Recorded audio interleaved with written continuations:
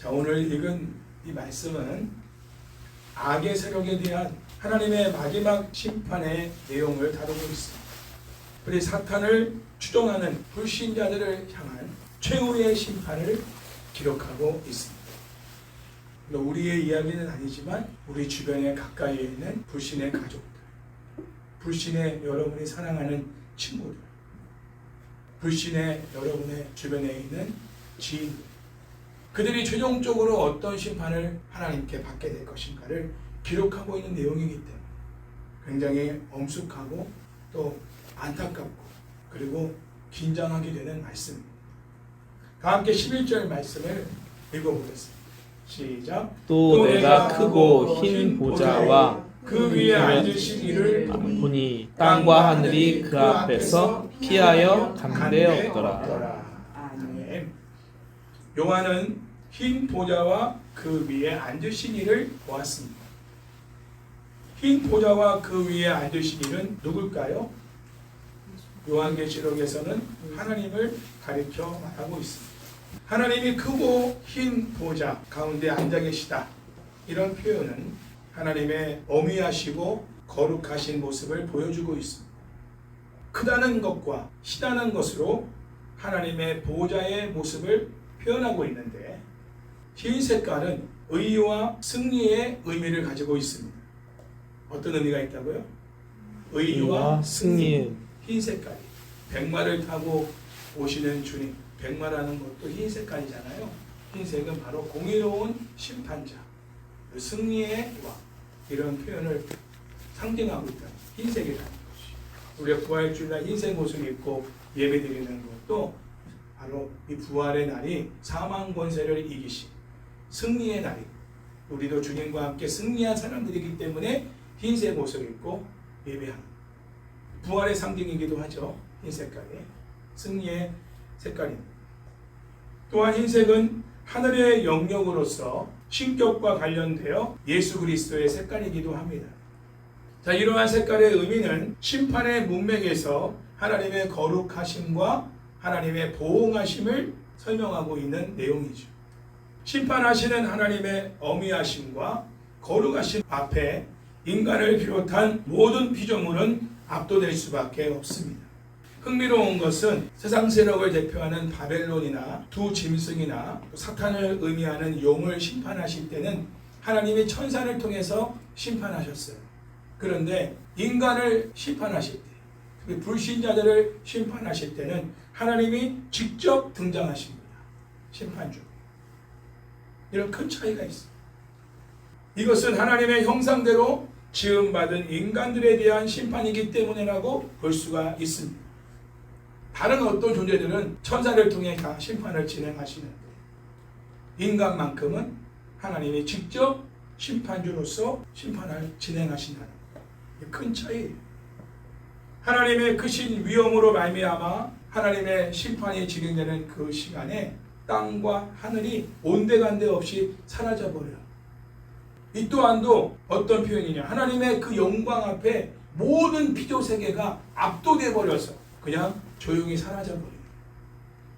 이러한 현상을 보여주죠. 하나님의 그 어미하심과 거룩하심과 하나님의 영광스러움을 표현하고 있는 내용들이에요. 땅과 하늘이 사라져버려요. 그 앞에서 피해버린다, 사라져버린다, 없어져버린다. 하나님의 최후의 심판이 진행될 때의 분위기가 그렇습니다. 모든 피조물들이 사라져. 그리고 불신자들만 남아있는 거예요. 그리고 하나님의 심판을 진행하시죠. 이러한 표현은 16장 20절에서 모든 섬이 사라져버렸다. 그리고 산이 발견되지 않았다.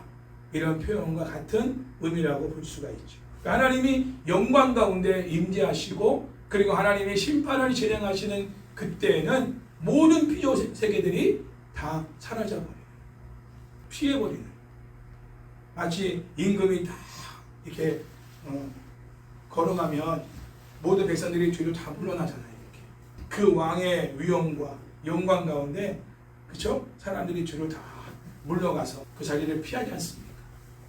근데 하나님의 영광은 엄청난 위엄과 거룩함으로 드러나기 때문에 모든 피조물들이 다 하나님의 임재 앞에서 다 사라져버려요. 그 정도의 영광스러움으로 하나님이 심판을 진행하신다. 1절의 말씀의 모습이고 분위기입니다. 자, 그 다음으로 요한이 본 게 뭐냐? 12절 말씀 같이 읽겠습니다. 시작. 또 내가 보니 죽은 자들이 큰 자나 작은 자나 그 보좌 앞에 서 있는데 책들이 펴 있고 또 다른 책이 펴졌으니 곧 생명책이라. 죽은 자들이 자기 행위를 따라 책들에 기록된 대로 심판을 받으니. 아멘. 요한은 죽은 자들이 하나님 보좌 앞에 서서 심판을 받는 모습을 봅니다. 심판이 진행되고 있는 거예요. 여기서 말하는 죽은 자들은 누구일까요? 많은 학자들은 이 죽은 자들이 모든 인간을 의미한다라고 강조하고 있습니다. 그러나 전체 문맥에서 보면 특별히 20장 12절이 속한 20장 11절과 15절 전체가 17장에서부터 20장에서 악의 세력에 대한 하나님의 심판의 큰 맥락과 흐름 속에 있다는 사실을 우리가 관찰해야 합니다. 즉 이 본문이 악의 세력들을 심판하는 내용 중에 있는 내용이라는 거예요. 17장부터 20장. 세부적으로 말하면 17장 1절부터 19장 10절까지는 바벨론에 대한 심판을 언급하고 있고요.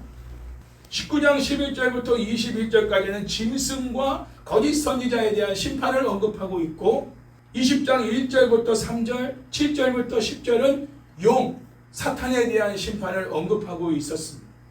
이미 다 다뤘던 내용이에요.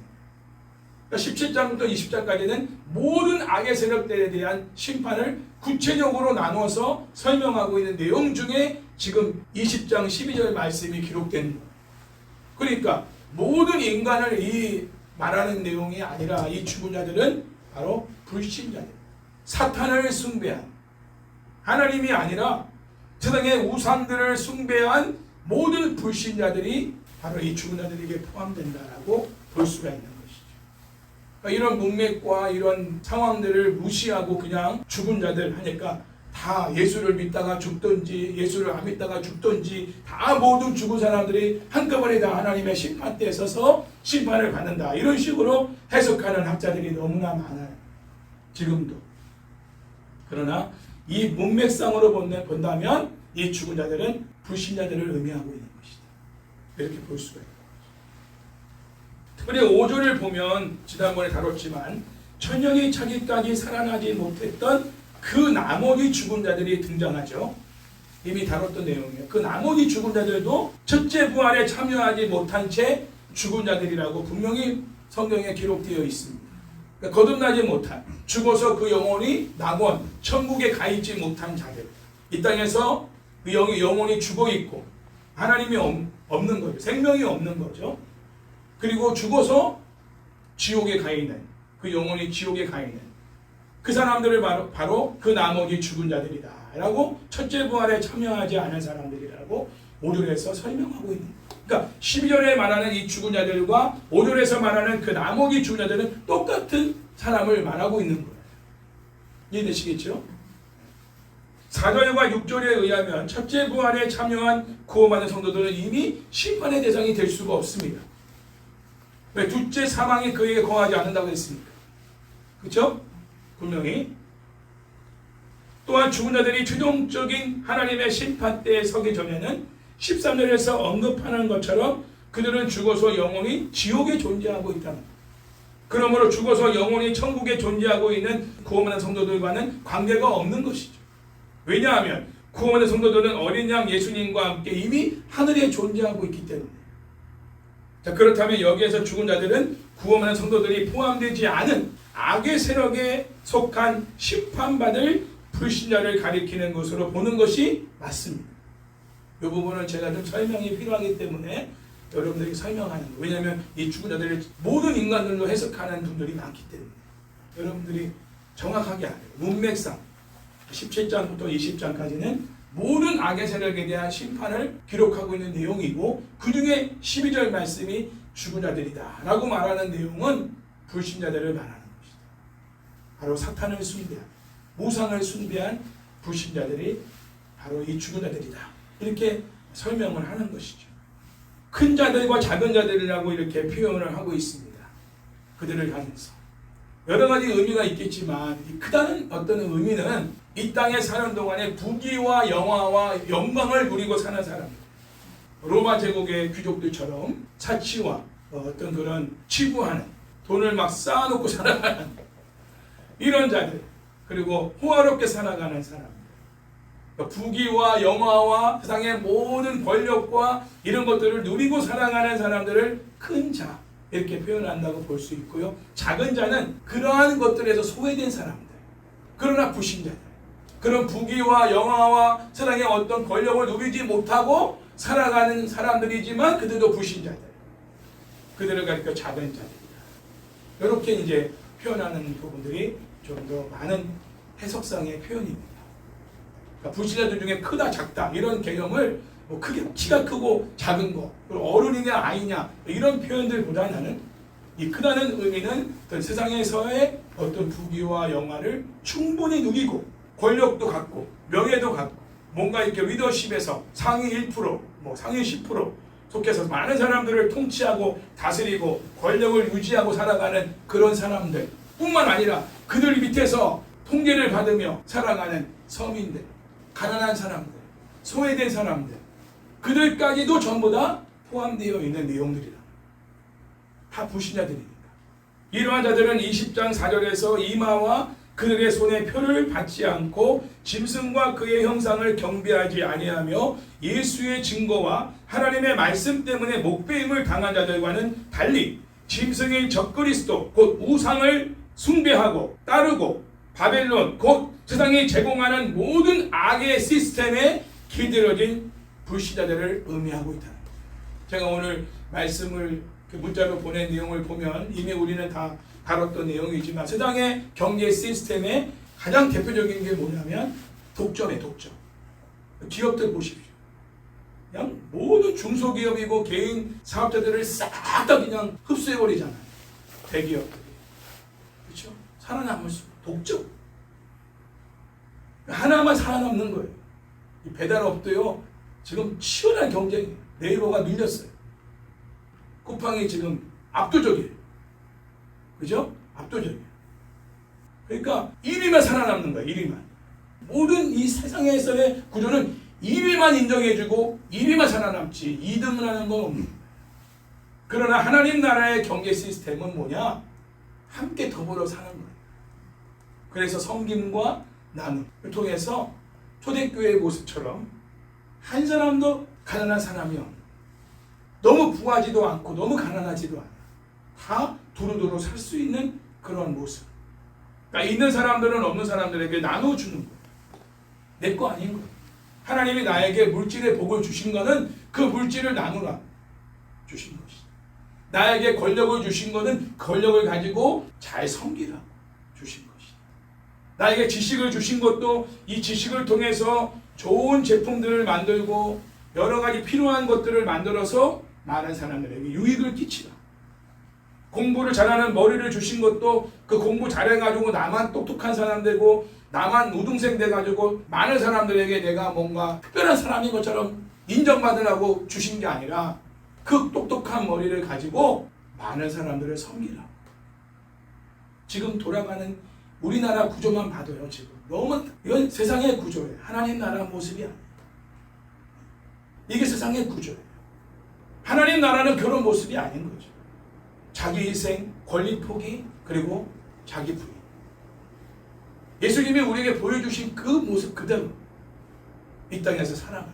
그래야만 더불어 함께 살 수 있는 공동체가 되는 거거든요. 제가 오죽하면 우리 고립사님 부부에게 그 자기를 부인하고 자기 십자가를 지고 주님을 따르라는 이 설교 내용으로 주례를 했겠습니까? 부부가 하나 되기까지도 자기 희생과 자기 부인과 권리 포기 이것이 없이는 하나됨을 이룰 수가 없어요. 하나님 나라가 이루어지려면 내가 죽어야 돼. 내가 죽는 곳에 주님이 살아 역사하시니까. 내가 살고자 하니까 다 죽는 거야. 여러분도 몇몇 되지 않은 가족 식구들끼리 서로 살겠다고 막 목소리를 높여봐요. 다 죽는 거예요. 그러나 내가 죽어짐으로, 그 말은 쉽게 말하면 내 주장을 내려놓고 다른 사람들이 하는 말을 들어주는 거야. 그랬구나. 그렇구나. 내가 그거 도와줄게. 내가 그렇게 해줄게. 내가 고쳐볼게. 내가 그렇게 안 해볼게. 상대방의 말을 잘 귀 기울여주는 게 자기 부인이에요. 권리 포기는 뭡니까? 내가 주장하는 말을 내려놓고 상대방이 주장하는 걸 받아들이는 거야. 살고 죽는 문제가 아니면 굳이 그거를 주장할 필요가 없는 거예요. 생명과 관계된 문제가 아닌 이상. 신앙과 관계된 문제가 아닌 이상은 다 내려놓고 다 포기할 수 있어야 돼요. 그게 뭐가 중요한디? 우리 둘이 하나 돼서 살아가는 게 중요한 거지. 뭐 내 주장을 자존심 내세우는 게 뭐가 중요하냐고. 다 죽는 건데. 세상에 우리가 기다려졌기 때문에 가정 안에서도, 믿음의 가정 안에서도 이런 일들이 많이 일어나는 거. 아직까지도 불화가 일어나는 거예요. 철저히 죽어야 돼. 그래야 주님이 다스리는 나라가 이루어져요. 그 가정 안에. 그러면 거기 안에 진정한 하나됨과 평화와 은혜와 복이 임하는 거죠. 위로는 부부가 주는, 서로가 주는 게 아니에요. 아내가 남편에게 위로를 받으려 해도 안 되고, 남편이 아내에게 위로를 받으려고 해도 안 돼요. 서로 주거기고 서로 부인하고 상대방을 먼저 세워주고 그 사람의 어떤 입장에서 내가 이야기를 들어주고 그 사람을 섬기다 보면 하나님께서 그 부부 안에서 위로를 주시는 거예요. 아직도 누군가에게 위로를 받으려고 한다면 그거는 근원지를 잘못 잡고 있는 거예요. 하나님이 아니라 그 사람한테 받으려고 한다는 거는 신앙이 아니에요. 신앙은 모든 라인이 하나님께서 오는 거예요. 여러분, 우리가 신앙생활을 한다? 그거는 모든 근원지가 하나님으로부터 온다는 걸 인정하는 거예요. 생명도, 위로도, 구원도, 치료도, 물질도, 모든 만남의 축복도 하나님으로부터 오는 거예요. 이걸 인정하는 게 신앙이에요. 그 사람을 의지하지 않는 거, 그래요. 기대하지 않는 거예요. 직장을 다녀도 나에게 월급을 주시는 분은 하나님이시다는 걸 인정하는 사람. 그런 사람이 천년에도 드릴 수 있는 거거든요. 내가 벌어서, 내가 뼈 빠지게 벌어가지고 이거 힘들게 벌었다 인정하는 사람들은, 내 소득이다라고 인정하는 사람들은 천년에 드리기 어려워요. 11조 드리기도 어렵죠. 아까워서 못 드리죠. 얼마나 힘들게 벌었는데. 그러나 하나님이 나에게 공급해 주신 것이다. 다른 얘기지만 세상의 그 어떤 구조와 시스템에 기들어져서 살아가는 사람들, 그런 사람들이 큰 자와 작은 자 다 거기에 포함된 사람들이라는 것을 알 수가 있습니다. 또 12절에 하늘 보좌 앞에 두 종류의 다른 책이 펼쳐져 있는데, 책들과 다른 책들이 펼쳐져 있는 것이 기록되어 있습니다. 자, 그러면서 다른 책은 생명의 책이다 하는 부연 설명이 따라오죠. 요한계시록에서 생명의 책은 항상 그 책에 기록된 이름이 동시에 등장합니다. 생명의 책에 이름이 기록되어 있다는 건 뭐냐? 구원받은 하나님 백성에 속해 있다는 뜻입니다. 생명의 책에 이름이 기록되어 있지 않은 사람들, 그 사람들이 바로 이 책들에 기록되어 있는 사람들. 이 사람들은 자기가 심판을 받을 만한 어떤 근거를 이 책들에서 다 기록되어 있어요. 자기의 행위가. 여러분, 불신자들이 행한 모든 행위들은요, 다 기록되어 있어요. 그래서 그 행위대로 하나님이 심판하시죠. 책들이라는 말은 복수 형태로 기록되어 있잖아요. 왜? 불신자들이 지은 그 모든 행위가 하나가 아니기 때문에. 너무 많아. 분량이 너무 많아. 셀 수 없을 만큼. 그래서 그것이 책으로 다 기록되어 있으니까 책들이다. 그러나 생명책은 단수로 되어 있어요. 그 말은 뭐냐면 이름만 기록되어 있는 겁니다. 우리의 행위까지 거기에 기록되어 있지 않아. 왜? 다 상을 받았습니까? 할렐루야. 우리가 이미 예수 그리스도를 믿음으로 말미암아 우리의 모든 죄가 다 용서를 받았어. 하나님의 기억 속에 기억되어 있지 않단 말이야. 그러니까 기록되어 있을 필요가 없는 거야. 기억하실 만한 것들만 기록하시는 거지. 근데 뭐만 기억하신다? 불신자들이 행한 것들은 다 기억하신다. 그래서 기록에 남겨두시는 거야. 그리고 마지막 심판 때에 그 기록들을 다 끄집어내서 낱낱이 그 행위대로 심판을 진행하신다. 그 분량이 너무나 많아. 생명의 책에 이름이 기록된 사람들은 전적으로 하나님의 은혜 가운데 구원을 받은 사람들을 의미합니다. 물론 요한계시록에서 보면 하나님의 은혜가 값싸게 주어진 것으로 말하고 있지 않아요. 1세기 당시는 구원받은 하나님의 백성들이 황제의 숭배를 거부함으로 목배임을 당할 뿐만 아니라 짐승의 표를 받지 않아 물건을 사고 팔 수 없게 되어 경제적으로 심각한 타격을 받을지라도 예수님과의 신실한 관계를 잃어버리지 않을 정도로 하나님과 어린 양 예수님께 헌신된 사람들, 그들이 바로 하나님의 은혜 가운데 구원을 받은 사람들이라고 설명하고 있다는 거죠. 그러니까 우리 하나님의 은혜로 구원을 받았다는 것이 그냥 간단한 문제가 아닌 거예요. 그 구원을 받은 사람들의 삶은 치열합니다. 혹독하죠. 그거를 믿음으로 순종함으로 이겨낸 사람. 그래서 승리자. 그렇죠? 승리자들만이 이 최종적인 구원을 받아서 생명책에 그 이름이 기록되어집니다. 그들이 14만 4천이에요. 그렇죠? 그러니까 우리가 예수님을 믿고 구원을 받았다는 건 간단한 어떤 명제가처럼 말하고 있지만 그 삶을 본다면 엄청난 삶입니다. 물론 그것도 하나님의 은혜로 우리가 견디는 거죠. 이기는 거죠. 할렐루야.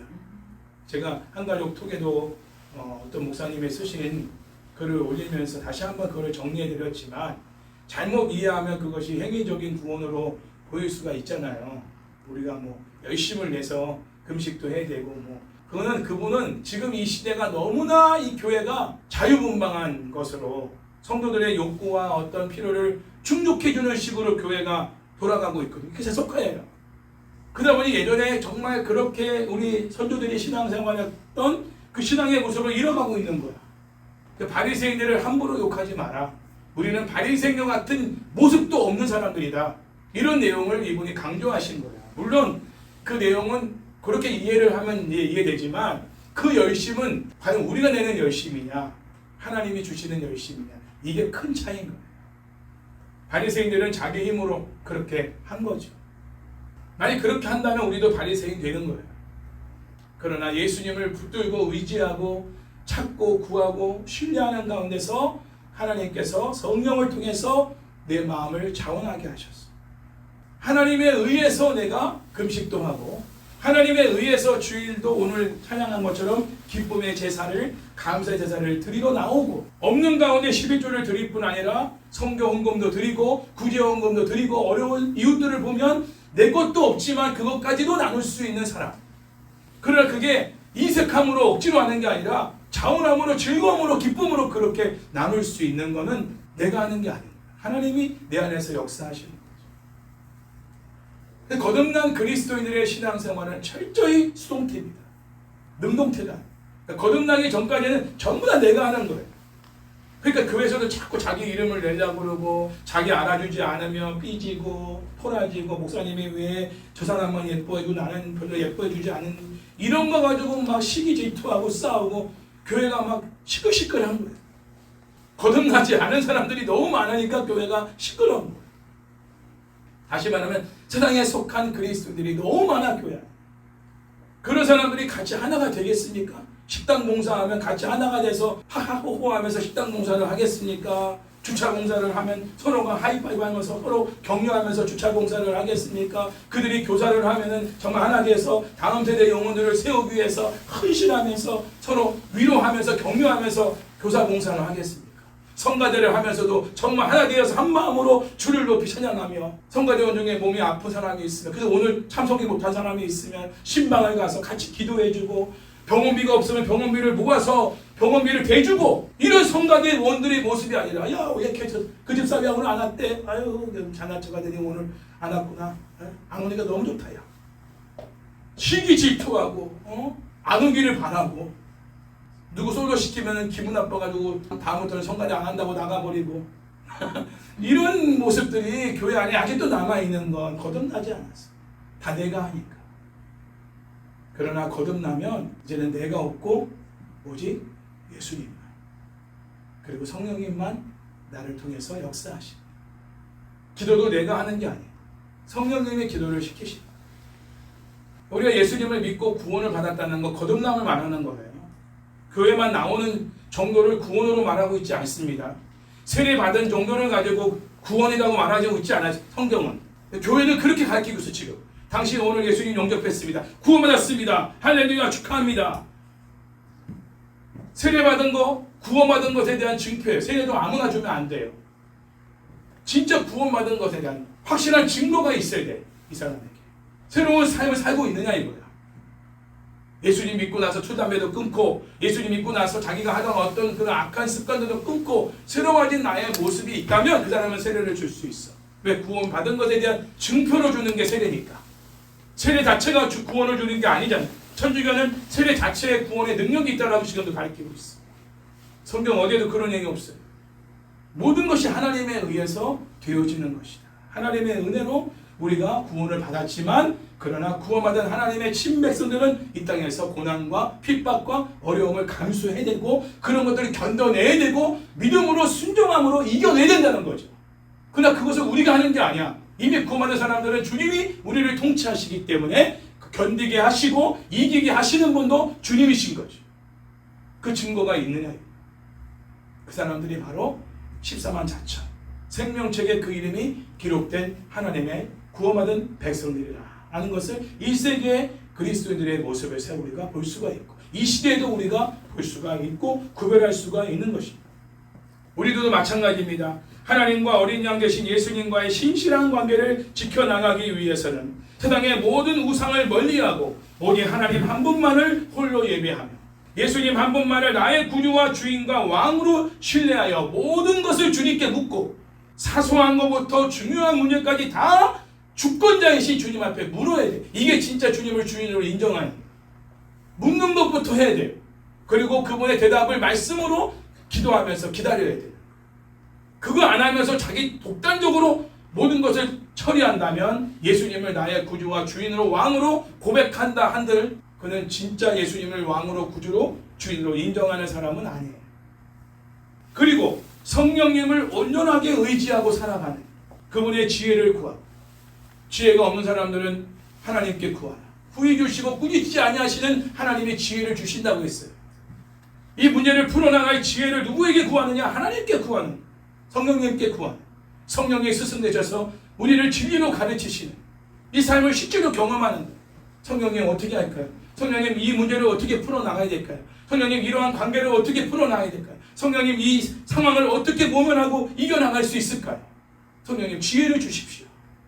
모든 상황 속, 그러니까 거듭난 그리스도인들은 모든 삶의 기도가 될 수밖에 없는 거예요. 왜? 내가 주권자가 아니니까. 다 물어야 되고 다 의지해야 되기 때문에 일상의 기도가 될 수밖에 없는 거예요. 그렇게 살고 계시다면 여러분들은 구원받은 백성들입니다.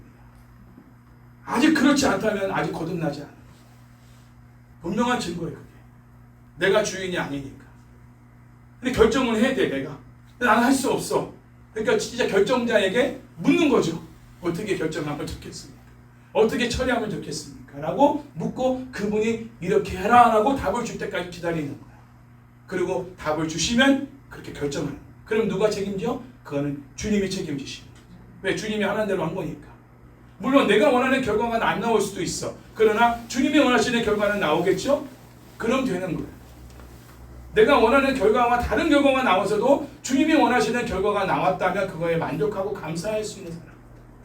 주님께 감사로 영광을 돌릴 수 있는 사람. 그게 가난해지는 것이고 그게 이 아픔을 견뎌내야 되는 것이고 또 쫓겨나야 되는 상황이라 할지라도 그게 주님의 뜻이라면 감사함으로 그 상황을 받아들일 수 있는 사람. 이해는 안 돼도 해석은 안 돼도 내가 원하는 결과가 아니어도 주님이 그렇게 하나님께서 했더니 이런 결과가 나왔다. 그러면 땡큐야. 하나님 감사합니다. 하나님께 이 상황을 통해 영광을 돌려드립니다. 이럴 수 있는 사람. 그러고 보면 우리 주변에 이런 구원받은 사람들이 그리 많지는 않은 것 같습니다. 또한 12절 말씀 보면 죽은 자들이 자기 행위를 따라 책들에 기록된 대로 심판을 받으리라고 기록되어 있는데 이 문구는 최후의 심판을 말하죠. 하나님은 임의적으로 심판하지 않으시고 불신자들의 행위들에 따라 심판하시는 분입니다. 반드시 근거를 가지고 심판하시는 분이라고 저번 주도 말씀을 드렸죠. 하나님은 화가 나가지고 그냥 막 쳐버리시는 분이 아니에요. 근거를 딱 제시합니다. 변명할 수 없게끔. 봐, 너가 이렇게 살았지? 그러니 너는 심판받아야 마땅하다. 할 말 있으면 얘기해봐. 없습니다. 인정합니다. 심판받아 마땅합니다. 그렇지? 심판을 집행한다. 이렇게 하시는 거예요. 굉장히 인격적으로 심판하시는 거예요. 이와 유사한 내용이 14장 9절 11절에 나타나 있습니다. 자, 한번 찾아서 읽어볼게요. 14장 9절에서 11절. 앞으로 넘어가 버리면 14장이 나오죠. 14장 9절에서 11절 말씀 보면 이러한 내용들이 좀 나오게 됩니다. 자, 하나님은 그들의 행위를 따라서 심판하신다고 했는데 요한계시록 문맥에서 그들의 행위는 짐승의 표를 받거나 그의 형상을 경배하는 황제 숭배의 행위를 가리키는 것으로 볼 수 있죠. 같이 한번 읽어볼게요. 14장 9절부터 11절. 또 다른 천사 고색제가 그 길을 따라 큰 음성으로 이르되 만일 누구든지 짐승과 그의 우상에게 경배하고 이마에나 손에 표를 받으면 그도 하나님의 진노의 포도주를 마시니 그 진노의 잔에 섞인 것이 없이 부은 포도주라. 거룩한 천사들과 어린 양 앞에서 불과 유황으로 고난받으리니 그 고난의 연기가 세세토록 올라가리로다. 짐승과 그의 우상에게 경배하고 그의 이름 표를 받는 자는 누구든지 밤낮 쉼을 얻지 못하리라 하더라. 아멘. 자, 이 본문에 의해도 본다면 짐승과 그의 형상을 숭배하는 자들과 그의 이마나 혹은 그의 손에 표를 받은 사람들은 누구도 예외 없이 불과 유황으로 타는 불못에 던져져 밤낮 쉼을 얻지 못하고 고통을 받게 될 것이라고 분명히 말하고 있습니다. 그러니까 하나님이 불신자들의 어떤 행위를 다 기록해 놓고 그 행위에 따라서 심판을 진행하신다고 하는데 요한계시록 상황에서 볼 때 불신자들이 행한 행위 중에 대표적인 행위가 뭐냐면 바로 우상 숭배. 그 당시 우상은 황제였으니까 황제 숭배. 선택의 기로에서 영원한 고통을 받고 살 것이냐, 순간의 고통 가운데서 차라리 내가 순교를 당할 것이냐, 선택을 해야 하는 상황들이 북한에 있는 크리스찬들 가운데 있다는 것이죠. 1세기 당시와 다를 바가 없습니다. 우리들에게는 이 대한민국 자유민주주의 국가에 사는 우리들에게는 어떤 선택의 기로에 있는가를 한번 여러분들도 살펴보시죠. 자본주의에서는 물질이 우상입니다. 맞죠? 돈이 최고예요. 자본주의는. 그러니까 돈이냐 하나님이냐 선택할 상황이 놓일 때가 많다는 거죠. 돈 때문에 신앙의 양심을 팔아야 되는 경우도 있고요. 돈 때문에 주일 성수를 어게 되는 경우도 있고요. 돈 때문에 거짓말을 해야 될 경우도 있고요. 돈 때문에 내가 하나님의 영광을 가릴 만한 그분의 말씀을 위배할 만한 상황이 놓일 때도 있다. 굶어 죽더라도 내 돈을 포기하더라도 그 부분을 지키기 위해서 선택하는 거 쉽지 않아요. 자본주의에서는 돈 없으면 살 수가 없거든요. 배급을 받는 게 아니니까. 공산주의는 배급이라도 주죠. 근데 자본주의는 배급이 없어요. 그냥 내가 번 대로 사는 거야. 그러니까 굶어 죽더라도 신앙을 지켜야 되는 그런 선택의 부분이 자본주의를 사는 우리들에겐 또 선택의 여지가 있는 부분들이에요. 우리 은희가 이번에 알바를 알아봤는데 아주 조건이 참 좋은 곳이 나왔어. 한식집. 그런데 알바비도 13,000원. 이거 좋아. 근데 술을 팔아야 돼. 한정식집이니까 술을 팔겠지. 그래서 안 가기로 했어요. 내가 가지 말라고 한 것도 아니야. 본인이 못하겠다는 거야. 딱 좋아, 조건이. 너무 좋아. 딱 끝나고 학교 가면 딱 맞아. 그런데 그냥 아빠 나 그거 안 하기로 결심했어. 그쪽에서 먼저 콜이 온 거거든. 그런 거, 그런 선택, 그런 부분에서 아 이게 진짜 신앙인인지 아닌지가 구분이 되는 거야. 돈을 따라가는 사람은 신앙이 있어도 없는 거야. 하나님 보실 때. 그러나 말씀을 따라가는 사람은 신앙이 없는 것도 있는 거야. 이 사람. 항상 우리는 그 선택에서 하나님을 먼저 택하고 그분의 영광이 가려지고 그분과의 나와의 관계에 요만큼이라도 뭔가 금이 갈 만한 상황이 놓이려면 가차없이 그거 잘라버릴 수 있어요. 왜? 하나님과 나와의 관계는 가장 소중합니다.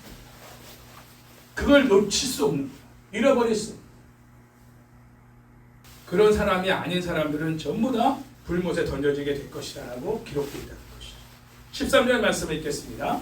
바다가 그 가운데서 죽은 자들을 내주고 또 사망과 음부도 그 가운데서 죽은 자들을 내주매 그 사람이 자기의 행위대로 심판을 받고. 자, 20장 다시 넘어왔죠.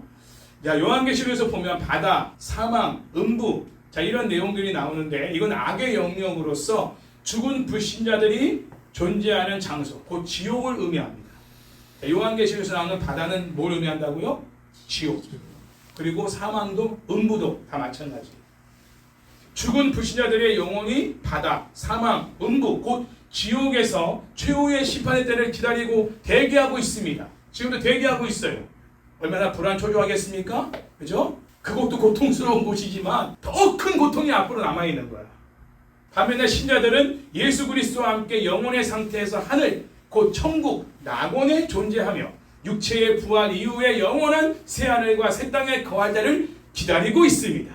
어떤 마음으로 기다리고 있을까요? 설레고 기대하는 마음으로 기다리고 있겠죠. 저 지옥에 있는 영혼들은 불안, 초조, 염려, 두려움에 기다리고 있을 것이고, 천국에 있는 영혼들은 기대와 설레임과 기쁨으로 기대하고 기다리고 있는 상황이다. 완전히 다른 이런 상황 속에서 지금도 영혼들이 지옥과 천국에서 살고 있다. 바다, 사망, 음부로부터 내어줌을 받은 그 죽은 불신자들은 각 사람이 자기 행위대로 심판을 받습니다. 성경은 불신자들의 행위가 심판의 근거가 된다는 사실을 분명히 증거하고 있습니다. 특별히 요한계시록 문맥에서 불신자들이 하나님의 심판을 받을 근거로서의 행위는 뭐라고요? 짐승의 표를 받음으로 황제 숭배에 굴복하는 행위를 가리키고 있다는 것. 그러한 행위는 심판받기에 충분한 근거가 된다는 것이죠. 특별히 각 사람이라는 단어는 불신자들 중 그 누구도 이 심판의 대상에는 예외가 없다는 사실을 강조해 주고 있는 내용입니다. 각 사람들. 한 사람도 예외가 없다는 것. 또 누군가의 도움 없이 스스로 하나님의 심판대 앞에 서게 될 것이다. 자, 우리 주변에 있는 불신자들이 하나님의 심판대 앞에 서지 않도록 그들의 영혼 구원을 위해서 이들이 아직 기회가 있을 때 간절히 기도할 수 있게 바랍니다. 우리도 타협하지 않고 변제되지 않고 타락하지 않도록 우리의 중심의 믿음을 더 굳세게 지켜나갈 수 있기를 바랍니다. 이제 14절과 15절에서 불신자들이 받게 될 최후 심판의 결과가 어떻게 나타나는지 설명해 주고 있습니다. 14, 15절 읽겠습니다. 사망과 음부도 불못에 던져지니 이것은 둘째 사망 곧 불못이라. 모든이 생명책에 기록되지 못한 자는 불못에 던져지리라. 자, 여기서 사망과 음부가 뭐라고 그랬지 아까? 죽은 자들의 영혼이 가 있는 지옥이라 했잖아요. 지옥. 지옥이 통째로 불못에 던져지게. 지옥이 없어져. 지옥에 거하는 사람들이 이 지옥에 거하는 사람들을 다 내어줍니다. 어디로 내줘? 불못으로 다 내어줍니다. 던져버리는. 그리고 하나님은 그 사망과 음부 바다까지도 싹 다 불못에 집어넣어버려요. 자, 여기서 알 수 있는 건 뭐예요? 지옥이 존재하지 않을 만큼의 최후의 심판이라는 거죠. 더 이상 죽은 영혼이 거하고 기대하고 기다릴 그런 거처가 없다는 거예요. 완전한 심판이 이제 진행되기 때문에. 불신자들의 영혼이 일시적 속박의 장소인 사망과 음부, 곧 지옥에 거하다가 예수님의 재림과 함께 그들의 육체가 부활하여 영원한 속박의 장소인 불못에 던져지게 될 것입니다. 이것을 14절에서는 둘째 사망이다 이렇게 증거하고 있습니다. 결국 불못은 곧 둘째 사망이 일어나는 곳이라는 것이죠. 첫째 사망, 그 육체의 죽음이 예수님을 믿는 자든 믿지 않는 자든 모든 인간에게 동일하게 일어나는 것이라면 둘째 사망은 오직 바다, 음부, 사망, 곧 지옥에 거하고 있는 모든 불신자들이 거하게 될 곳이다. 이렇게 말할 수가 있습니다. 20장 6절에서 이러한 둘째 사망은 첫째 부활을 경험한 그리스도인에게는 전혀 영향을 미치지 못한다는 것을 이미 증거했습니다. 둘째 사망, 곧 불못에 던져지게 될 불신자들은 땅에 속한 자들로서 생명책에 그 이름이 기록되지 않은 사람들이다. 생명책에 기록되지 않은 사람들은 실제의 삶 속에서 우상인 짐승과 적그리스도를 경배하는 행위로 그 증거가 드러나게 되어 있다는 사실을 알 수가 있습니다. 그들이 범한 행위의 악한 정도가 크든 적든 그들의 이름이 생명책에 기록되지 않은 자들은 그들의 행위의 근거에서 동일하게 불못에 던져지게 될 것입니다. 그들이 가진 자든 그들이 못 가진 자들이다. 아까도 말 큰 자, 작은 자 설명했죠. 모두 다 생명책에 기록되지 않은 사람들은 불못에 던져지되 그들이 행한 행위대로 심판하신다. 그러나 우리가 진정 예수 그리스도를 나의 구주와 주인으로 믿어 구원 곧 거듭난 자라면 우리의 이름이 생명책에 기록되어 있습니다. 그 이름이 생명책에 기록된 자들은 최종적인 구원 곧 둘째 부활인 새하늘과 새 땅에 영원히 거하여 하나님과 예수 그리스도와 함께 왕노릇하게 될 것입니다. 우리의 그게 최후의 구원의 모습이죠. 우리가 예수 그리스도를 믿어 구원을 받은 것으로 크게 기뻐해야 될 것은 우리의 이름이 생명책에 기록되어 있기 때문이다. 누가복음 10장 17절 말씀 보면 예수님께서 70인 전도대원들을 보내고 난 이후에 그들이 승리하고 기뻐하며 돌아와 주여 주의 이름으로 귀신들도 우리에게 항복하더이더라고 보고할 때 예수님이 70인 전도대원들에게 아주 중요한 말씀을 하셨어요. 핵심적인 말씀하셨어요. 여러분 이 말씀을 꼭 기억하셔야 돼요. 우리도 누가복음 10장 18절에서 20절 말씀에 기록되어 있습니다. 제가 읽어볼게요. 예수께서 이르시되 사탄이 하늘로부터 번개같이 떨어지는 것을 내가 보았노라. 내가 너희에게 뱀과 정갈을 밟으며 원수의 모든 능력을 제어할 권능을 주었으니 너희를 해칠 자가 결코 없으리라. 그러나 이 그러나라는 말은 원어의 말 뜻으로 보면 오직이라는 뜻이거든요. 오직 반전의 의미죠. 그러니까 이 앞부분을 중요하게 여기는 게 아니라 뒷부분을 중요하게 여길 때 그러나 오직 너희는 귀신들이 너희에게 항복하는 것으로 기뻐하지 말고 그러니까 그런 권능과 능력을 행사하여 영적으로 승리한 것으로 기뻐하지 말고 잠깐 기뻐할 일인데 그 다음 말씀 너희 이름이 하늘에 기록된 것으로 기뻐하라 하시니라. 그 당시 제자들은 이 말을 뭔 말인지 이해를 못했을 거예요. 아마 여러분들도 그게 뭐 얼마나 크길래 그게 얼마나 중요하길래 아니 눈앞에서 사탄이 막 내 앞에 제압당하고 귀신 들린 자들이 막 구원받고 하나님 돌아오는 이 모습을 보고 기뻐하고 있는 우리들에게 교회가 막 부흥하고 영혼 구원이 일어나고 죽은 영혼들이 살아나고 병든 자들이 치유되고 잠자는 영혼들이 깨어나 주의 복음의 빛이 발하는 증인들이 되는 이 모습들을 보면서 기뻐하고 있는 우리들에게 그런 것들도 기뻐하지 말고 너희의 이름이 생명책에 기록된 것으로 기뻐하라. 얼마나 이게 중요한지를 오늘 이 말씀을 통해 우리가 알 수 있는 왜? 누구든지 생명책에 그 이름이 기록되지 않은 자는 영원한 불못에 던져지게 될 것이다. 예외 없이 한 사람도 예외 없이 이 둘째 상황에 거하게 된다는 거죠. 그런데 누구만 구원받은 하나님의 백성. 이 말은 70위 전도대원들이 구원받은 백성들이라는 뜻이잖아요. 할렐루야. 우리가 이 땅에서 얼마나 큰 능력을 가지고 주의 사역을 하고 교회를 부흥시키고 많은 영혼들을 전도하고 중요하죠. 그것으로 인해 기뻐하고 감사할 수 있죠. 그러나 절대로 잊지 말아야 될 가장 큰 기쁨의 이유는 기뻐할 것은 우리의 이름이 생명책에 기록되다. 영원한 불못의 심판에서 우리는 해당 사항이 없는 사람이 됐다. 이런 은혜를 받았다는 거. 할렐루야.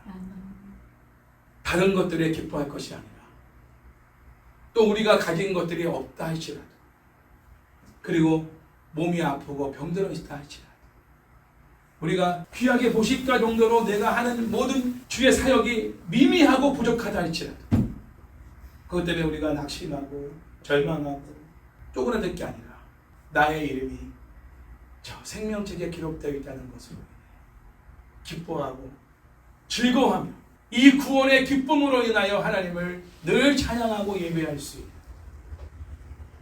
얼굴에 웃음도 가질 수 있는 당신은 가진 것도 없으면서 왜 이렇게 기쁨이 넘치고 감사가 넘칩니까? 네, 제 이름이 주의 생명책에 기록되어 있기 때문에 왜? 나는 구원받은 하나님의 백성입니다. 구원이 뭔데요? 구원이 그렇게 큽니까? 예, 그럼요. 고맙지 않은 백성들은 전부 다 불못의 심판을 최종적으로 받게 됩니다. 영원한 밤낮 쉼없이 고통받는 그 불못에 던져지게 되는 그 심판에서 우리는 면제가 된 사람들이에요. 하나님의 전적인 은혜로 내 공로가 아니라 아프고 병들고 뭔가 우리가 작아 보인다 할지라도 절대 우리는 기쁨을 잃어버릴 이유가 되지 않는다.